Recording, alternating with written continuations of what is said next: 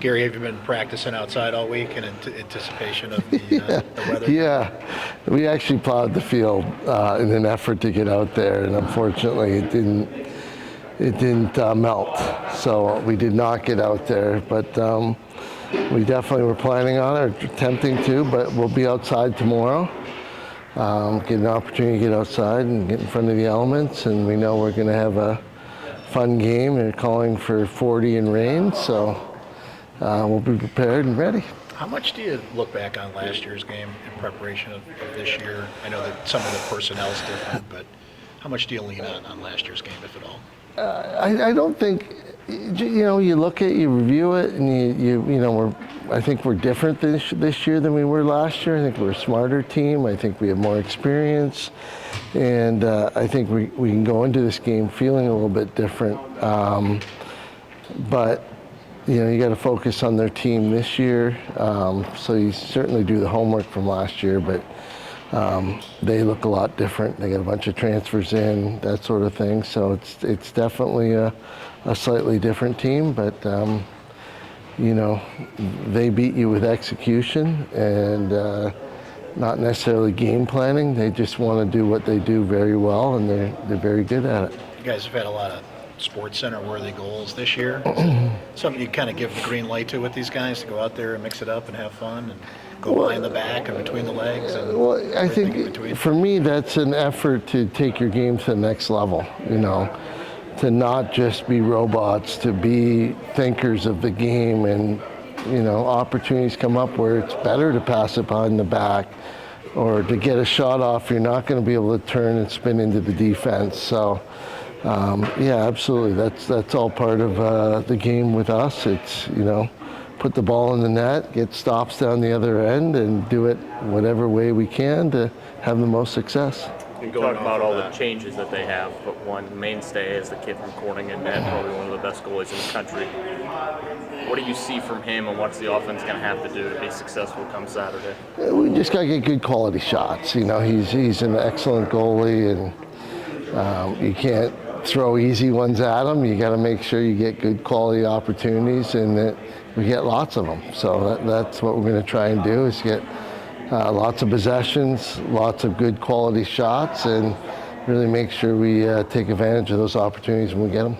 Coach, this is your fourth matchup now against John Tillman. Just what makes it so difficult to coach against him with what he does schematically and just with the rosters that he builds? Like I said, he focuses on execution, discipline, and possessions. He really loves to. They've been known forever for slowing down the game, and before the shot clock era, he's been involved in the 5-4 type games in the past, and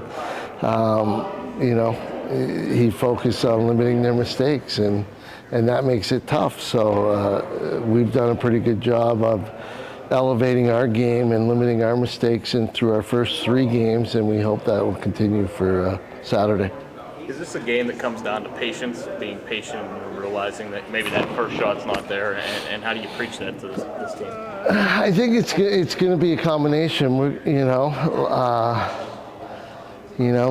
There's going to be fast break opportunities. Do you take them? Do you slow it down? It really depends on how you're playing and how you're executing. If you're on fire, you can play like the days of old, and you're going to get enough opportunities that you're going to score enough by the end of the game. So we are prepared to play the game in a couple different ways, up and down, fast-paced. We know they want to slow it down. And if we're not scoring on our transition opportunities, we'll slow it down, take good possessions, and play more of a possession game if we have to.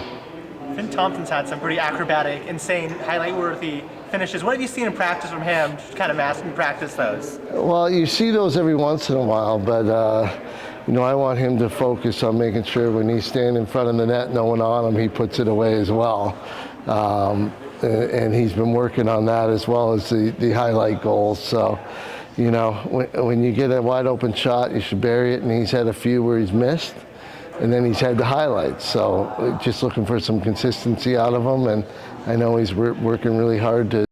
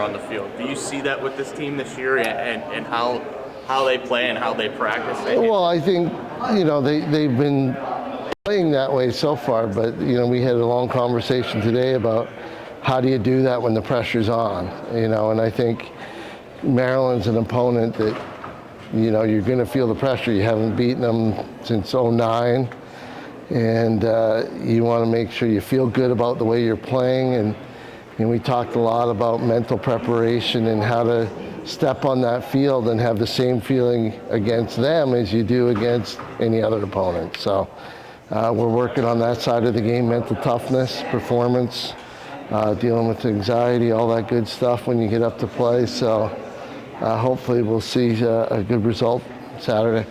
2 more questions. Coach, it's Maryland's only let up 7 goals a game this season in their first 2 contests. Just what's the key to breaking down their defense? We play against one of the best defenses in the country right now, so breaking them down, it's just about execution and finding their mistakes. Putting them in a situation where if you don't get a good opportunity early, you keep playing offense over and over and over until they do get tired, someone makes a mistake, and then you try and capitalize on it. So I think that's really the key, to anybody. And we get to practice against, a defense that's had its best performance since 1969 in the first 3 games. So pretty happy about that.